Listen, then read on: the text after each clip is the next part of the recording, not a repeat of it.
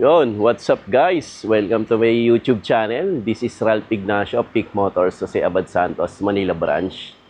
So, for today's video guys, meron tayong ibibideo ng dalawang unit. Iko-compare natin yung gasoline and diesel unit natin, no? Which is yung Destinator GT 2-tone na CVT. Then, meron din tayo ditong Black Series na 4x2 automatic na diesel. So, yan guys. So, sa mga naghahanap ng SUV na gasoline engine or SUV na diesel engine, kung ano bang mas bet nyo sa dalawa, no? Kung Destinator ba or Montero Black Series na 4x2. So, alamin natin guys yung mga difference silang dalawa, no? Compare lang natin silang dalawa kung ano ba mas maganda sa kanilang dalawa. Parehas naman sila maganda para kung may idea rin kayo kung gasoline ba kukunin nyo or diesel ang kukunin nyo na unit. So, bago ang lahat guys, subscribe na rin kayo sa YouTube channel ko, Ralph TV. And i-like nyo na rin and i-share nyo rin itong video na to, and para updated na rin kayo sa mga uploads natin dito sa channel na to. So, tara guys, samahan nyo ako guys at ikutin natin ton dalawang unit na. Yan. So, let's go. So yan guys, ito yung unit na to na re-review natin is yung Destinator GT 2-tone natin, no? Ang SRP pala nito is 1,939,000. Tapos additional tayo ng 15,000 for color white. So dito naman tayo sa tabi niya is yung Montero Black Series na 4x2 automatic. Yan. Ang SRP pala nito is 2,190,000. Tapos additional tayo ng 15,000 sa color white. Ang kulay pala ng white nito is white diamond for Montero. Tapos dito sa Destinator natin is quartz pearl white ang kulay ng white niya. So tara guys, umpisaan na natin, no? So ito pala yung susi nila. So ito yung susi ng Destinator. Ito yung susi ng Destinator. Ito yung susi ng Black Series. Halos parehas sila. Dalawa. Ayan. So, pag inopen mo yung Destinator natin, yan. So, iilaw yung parang pinaka park light niya, no? Tapos, ito yung sa Black Series. Park light niya, tapos yung grill illumination umiilaw din. So, nag-automatic lock yan parehas. No? Pag hindi mo na siya ilalock, nag-automatic lock siya.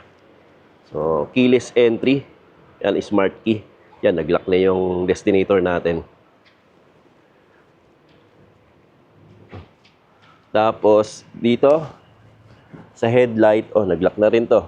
Automatic. Sa pagdating naman sa headlight natin, ito, naka T-shape design na LED. Tapos meron siyang daytime running light. LED na rin yung headlight natin. Tapos yung fog light. Yan. Tapos yung grill natin is parang salamin na rin siya, no? Ito. Tapos honeycomb design. Tapos yung emblem niya na Mitsubishi. Yan. Then dito sa bandang baba is vertical yung design, yung grill. Sa baba. Tapos meron siyang backup camera. Ay, multi-around camera. Yan. So yan guys. Tapos meron siyang sensor dito sa harapan. Na 4. Bali 5 sensor yan, pati yung nasa gitna. So yan guys, yung harap ng Destinator natin. Tapos punta naman tayo sa Montero Black Series. Take note guys, naka daytime running light pa rin para silang parehas. Ito, projector headlight na LED. Tapos daytime running light dito sa Montero natin. Yan, ito yung ibang ilaw niya, fog light. Tapos meron din siyang sensor sa harapan na 4. Yan.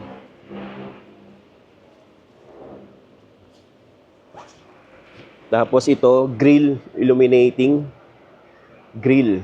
Umiilaw yan. So nakita natin kanina. Tapos yung emblem ng ano is parang salamin lang siya. Ito. No. Then diffuser niya is black, front diffuser. Tapos yung design ng grill niya is honeycomb design. Then meron siyang multi-around camera. Harapan. Yan. So yun guys, pagdating naman sa engine and transmission natin ng Destinator natin is naka 1.5 liter turbocharged 4 inline gasoline. 4B40. Euro 4 na siya, no? Ang displacement niya lang is 1,499, 1.5. Tapos, ang horsepower niya is 163 PS by 5,000 RPM. Tapos, maximum torque natin is 250 Newton meter by 2,500 to 4,500 RPM. So, tapos ang transmission niya is continuous variable transmission. So, yun yung makina ng Destinator natin. Tapos dito naman tayo sa Montero natin, no? Ang Montero natin, ang engine niya is 2.4 4N15 turbocharged na direct injection diesel with Maybach engine. Yan. Tapos, ang horsepower nito is 181 PS by 3,500 RPM. Then, ang maximum torque nito is 430 Newton meter by 2,500 RPM. So, sobrang lakas nitong Montero Black Series natin, no? So, yun guys, yung sa engine niya. Punta naman tayo dito sa side na to, which is yung gulong niya. Tapos dito mapapansin nyo is meron siya black na cladding dito. Yan, body cladding. Yan. Then dito sa gilid, meron din sa baba, sa may side. Then dito is two-tone na alloy wheels. Na 18-inch na two-tone alloy wheels, tapos Bridgestone Turanza yung brand ng gulong niya.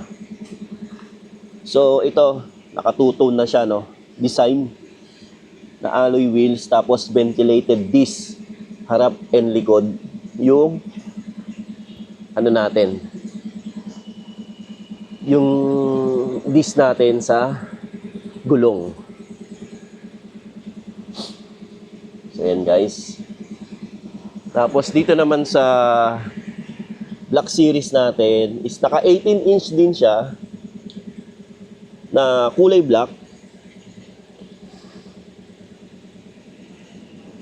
na black mags na to, na alloy wheels to. Dunlop naman ang brand niya. Yan, Dunlop. Tapos meron siyang stepboard, equipped na rin siya. So yun guys. So dito naman tayo no, sa side mirror naman niya. Yung side mirror niya is naka-black na side mirror. Tapos meron dito siyang camera 360 dito sa side mirror. Tapos LED na rin tong turning signal light. Tapos dito sa door handle niya is naka-keyless operating system na. So unahin na natin to. Then ang steering wheel is leather wrap steering wheel with audio control. Yan. Then cruise control, adaptive cruise control. So na-adapt niya yung nasa harapan niya, yung takbo ng nasa harapan niya. Kung ilan yung takbo niya, yung speed, na-adapt niya. Adaptive cruise control. Tapos tilt and telescopic adjustment. Tapos synthetic leather seats na two-tone, black and maroon. Yung leather seats natin. Tapos automatic yung seat adjustment natin. Yan. Tapos dito sa side is combination din siya ng black and maroon na design. Ito plastic, tapos hard plastic, tapos ito leather. Tapos control na mga mirror. Yan. Side mirror, windows, dyan, lock and unlock. So dito naman tayo sa yan.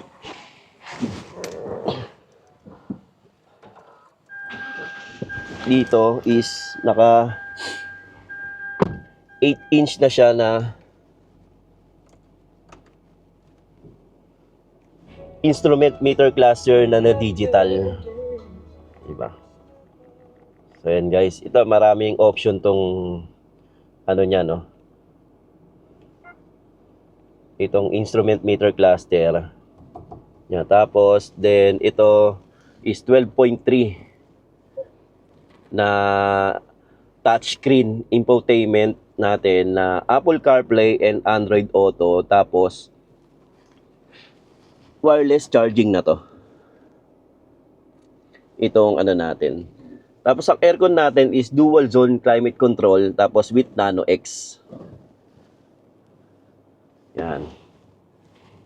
Tapos meron tayong drive mode na 5 drive modes is yung normal, wet, gravel, tarmac, and mud. So mamimili ka na lang dyan. Depende sa road condition. Usually normal pag dito lang. So yan guys, ito transmission, CVT transmission, continuous variable transmission. Naka-electronic parking brake, brake auto hold. Tapos syempre, Yamaha speaker na rin siya. Yung destinator natin.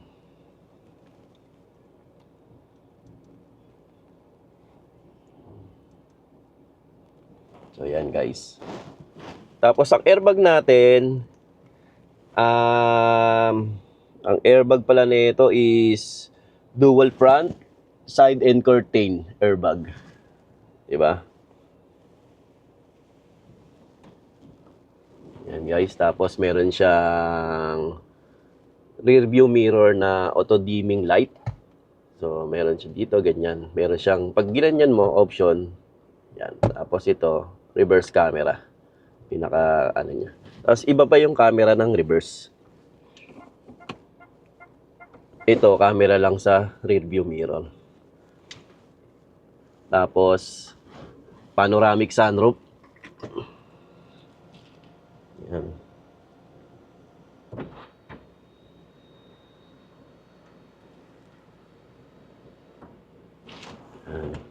Tapos SOS, so meron siyang apps dito for GT variant natin na pwede mong gamitin para makontrol mo yung sasakyan mo, no, sa mga ano natin. Ito emergency SOS, pwede ka tumawag hotline, customer service. Tapos ito meron siyang illuminating light, ay illuminating ambient lighting. Yan, meron siya. No, yung destinator natin. So makikita mo yan, yung ilaw, yung ambient lighting. Tapos center console. Tapos may cool box, may cooling ano dito. Ito sa gitna. Yan. Leather na rin to. Ito manual adjustment to. Yung passenger. So dito naman tayo sa second row. Second row natin ito. Siyempre di mawawala tong ano natin, parang lamesa dito sa likod ng ano, tapos meron siyang mga lagayan dito, tapos control ng aircon. Yan dito, aircon. USB Type A, Type C. Yan. Control na aircon. Tapos ang upuan natin dito is 60-40. Sliding na rin to. Center armrest. Yan.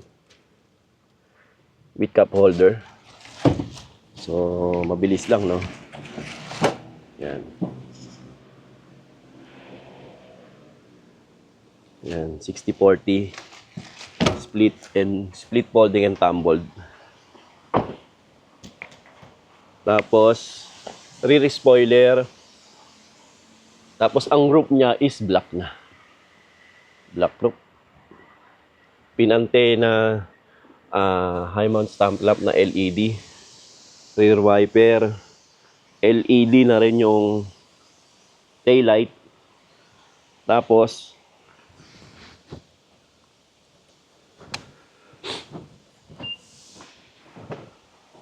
power tailgate. One. Destinator natin. Tapos meron na rin siyang backup sensor sa likod. Na 4. So ayan yung upuan, seating configuration. 50-50. Full flat. Tapos meron siyang cup holder, kabilaan. USB Type C, Type A. Yun din.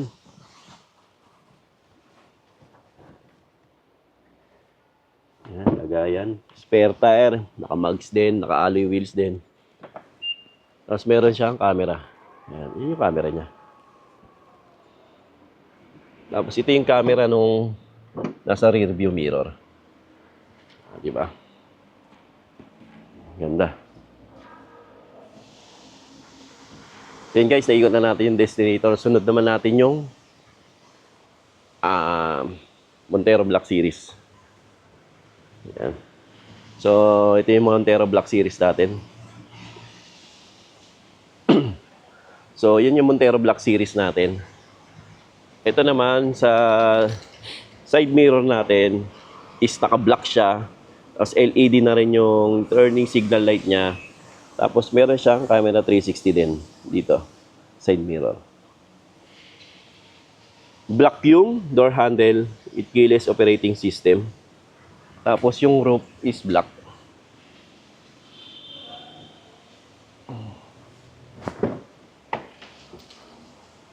Tapos ito. Dito naman tayo sa doors niya is hard plastic din. Then burgundy naman yung kulay nito. Naka-leather. Tapos dito yung control ng windows, center door lock. Yan. Tapos side mirror, engine push start. Yan. Then ito, naka-automatic din yung seat natin, adjustment. Tapos yung upuan niya is leather. with heat guard na rin, parehas ng, pero iba lang yung design niya. Ito burgundy, black and burgundy, tapos iba yung design. With heat guard na rin yan. Tapos dito sa ano natin, steering wheel, leather up steering wheel. Leather up steering wheel, 3-spoke leather up steering wheel with audio control and adaptive cruise control. So yan guys, naka-adaptive cruise control din yan yung Montero natin. Tapos paddle shifter, tilt and telescopic adjustment. Tingnan natin.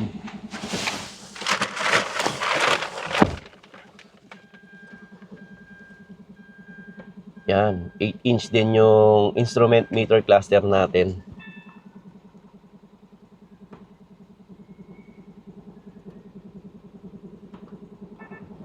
Yan, 8-inch din siya, no? Halos parehas lang sila ng destinator natin. Tapos 8-inch din yung infotainment system natin na Apple CarPlay and Android Auto. So, hindi pa siya wireless na charging. Tapos, dual zone automatic climate control with Nano X na rin siya. Yan.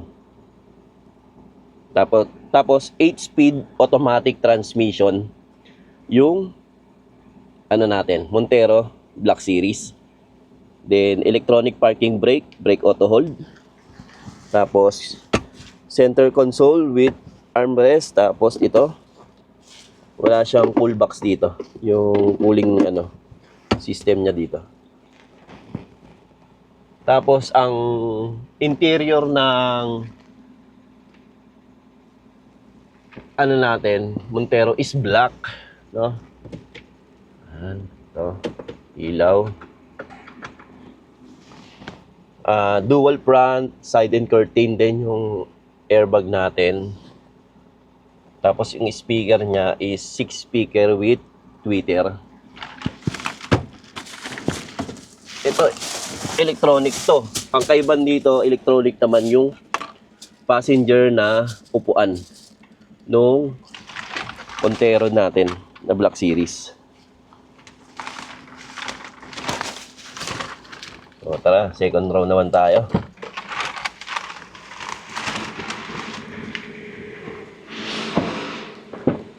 Second row, meron tayo dito USB type C, type A, tapos meron siyang power outlet, 220 volts, 150 watts. Tapos meron siyang center armrest. Tapos hindi siya na-slide. Ito second row natin. 60-40 siya. Split folding and tumbled. Yan.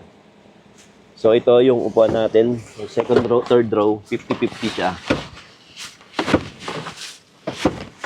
Yan. 50. Full flat. Yung second row. So nabanggit ko kanina is yung roof rail niya, tsaka roof niya is black. Tapos spoiler with high mount stamp lamp. Dito nakalagay yung high mount stamp lamp niya na ilaw. Wala sa spoiler nandito. Tapos black. Black yung trunk lid niya. Tapos meron siyang reverse camera. Tapos automatic din yung tailgate niya. Yun. With backup sensor.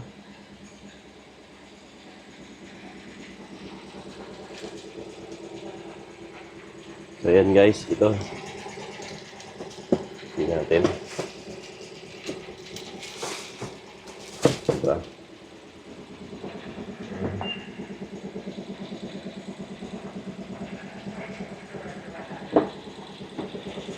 So yun guys, yung Montero Black Series natin.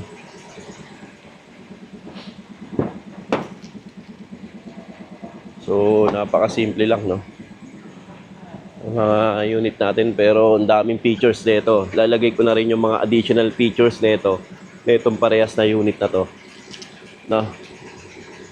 So, pinakita ko lang sa inyo actual units nito ng Destinator GT plus Montero Black Series 4x2. Yun. So yun guys, sana natapos nyo tong video. Ilalagay ko na lang yung mga ibang specs nito, yung unit na to. Pinakita ko lang tong actual unit natin. So mamili na lang kayo kung Destinator or Black Series na 4x2 automatic. Sa susunod, i-compare naman natin siya sa Montero GLS automatic pag may unit tayo dito.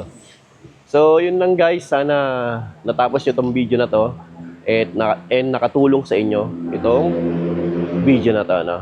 So don't forget to subscribe, like, and share ang aking YouTube channel para updated kayo sa mga promos natin and mga units na ina-upload natin na dito sa channel ko, no? So yun lang guys, lalagay na rin yung down payment sa description box ng Destinator tsaka Montero Black Series na 4x2.